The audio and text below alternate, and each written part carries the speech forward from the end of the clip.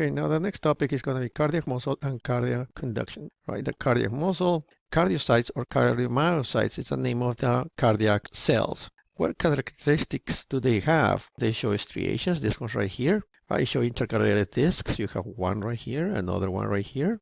It forms branches, as you can see right here. Forms branches. There's another branching here. It has a big nucleus. And another one, it has a lot of mitochondria. Big mitochondria that will allow the cardiac cell to perform aerobic respiration. As you can see here in orange, you can see these are the mitochondria. The cardiac muscle is very susceptible to the lack of oxygen because if it doesn't have oxygen, they cannot produce ATP through aerobic respiration. Right here we have the branches. Right here you have intercalated discs. Intercalated disc has very important characteristics such as intercellular digitations and spaces. Right, these are digitations or folds. Right, there are spaces. There are desmosomes and gap junctions. If you scroll down here, as I was saying, you have interdigitating folds, mechanical junctions, which are going to be the desmosomes, and you have the electrical junction that is provided to the cardiac muscle through the gap junctions.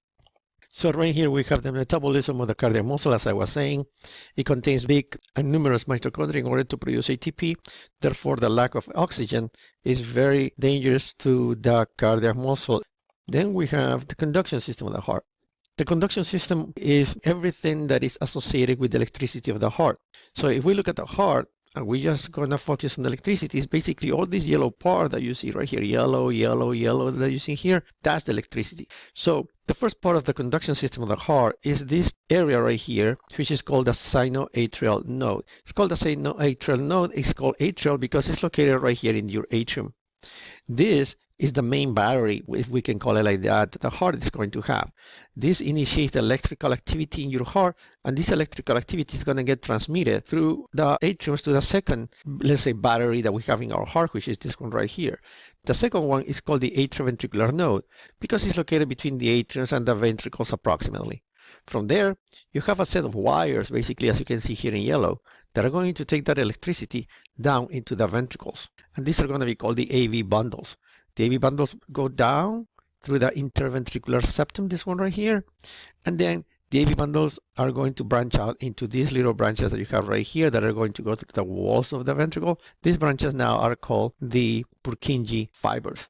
What you have to understand is that the heart moves because the electricity of the heart makes it move. First is electricity in the heart, and then the heart moves. So you cannot separate the conduction system of the heart from the movement of the heart. If we scroll down, then obviously we're going to see the different components of the conduction system of the heart again. So number one, which is sinoatrial node. This is where the electricity in your heart starts.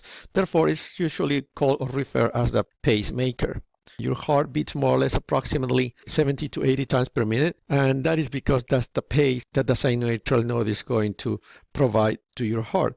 Next one, we say the atrioventricular node. Then we have the atrioventricular bundles. And then we said the last part is going to be the Purkinje fibers.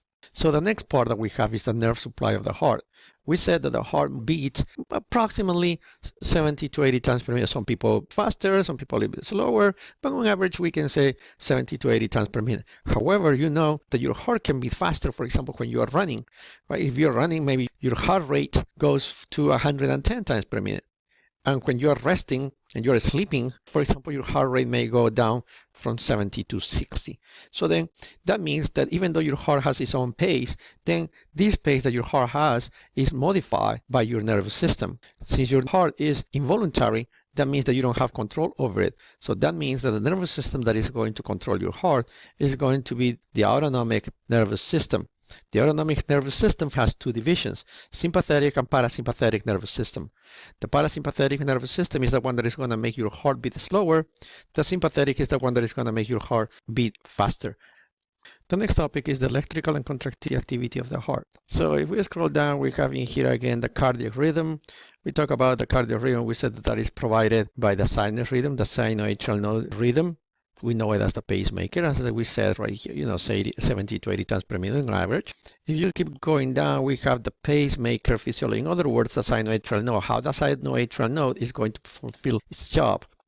Let's skip this part and let me bring you to something that you may be a little bit more familiar with, which is the impulse conduction to the myocardium. In this case, is how the electricity goes to the myocardium and how the myocardium, right, the cardiac muscle, actually works. You may have seen this line before. The title for this would be the action potential. The action potential has two pieces, one going up, depolarization, the one going down, repolarization. The beginning was the resting potential. So if we're looking here, the resting potential in the conduction system is going to be negative 90 more or less. You receive a stimulus and sodium channels open.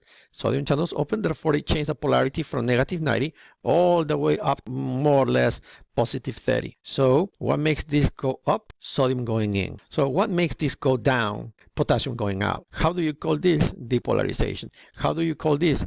Repolarization. How do you call the whole entire thing? Action potential.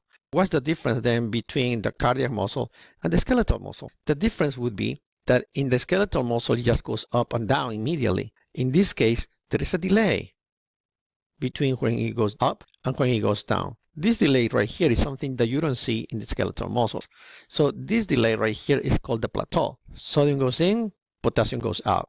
What happens in here is that when the potassium is going out, calcium channels open right here in number 4 in the plateau. Potassium positive goes out and calcium positive goes in. So basically these remain flat because positive going out and positive going in will cancel out. And as you can see here, that's number 4. Number 4 says calcium entering through slow calcium channels.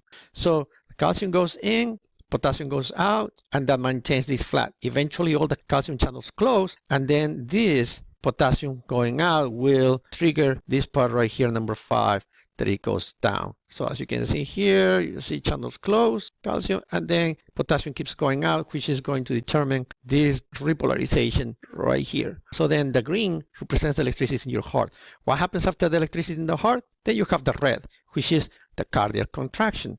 The red line going down is going to be the heart relaxation.